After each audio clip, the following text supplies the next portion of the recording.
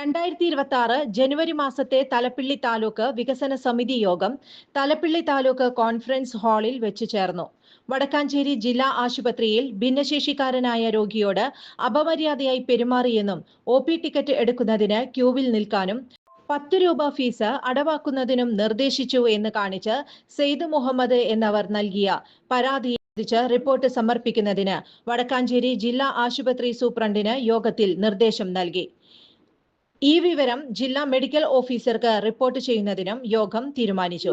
വടക്കാഞ്ചേരി ജില്ലാ ആശുപത്രിയിൽ പല ജീവനക്കാരും ജനങ്ങളോട് അപമര്യാദയായി പെരുമാറുന്നുവെന്നും വിസിറ്റേഴ്സ് ടിക്കറ്റിനുള്ള ഫീസ് ആംബുലൻസ് ഡ്രൈവർമാർ അനധികൃതമായി പിരിച്ചെടുക്കുന്നു എന്നുമുള്ള പരാതിയിൽ പരിശോധിച്ച് റിപ്പോർട്ട് സമർപ്പിക്കുന്നതിന് വടക്കാഞ്ചേരി ജില്ലാ ആശുപത്രി സൂപ്രണ്ടിന് നിർദ്ദേശം നൽകി.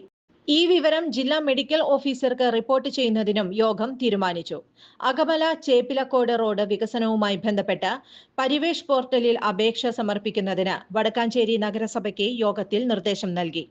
യോഗത്തിൽ കേരള ഡെമോക്രാറ്റിക് പാർട്ടി പ്രതിനിധി മനോജ് കടമ്പാട്ട് അധ്യക്ഷത വഹിച്ചു. തഹസിൽദാർ സീന PP, ഡെപ്യൂട്ടി തഹസിൽദാർ ജോസ് TP, വിവിധ രാഷ്ട്രീയ കക്ഷി പ്രതിനിധികൾ, വിവിധ ഓഫീസുകളിൽ നിന്നുള്ള ഉദ്യോഗസ്ഥർ എന്നിവർ പങ്കെടുത്തു.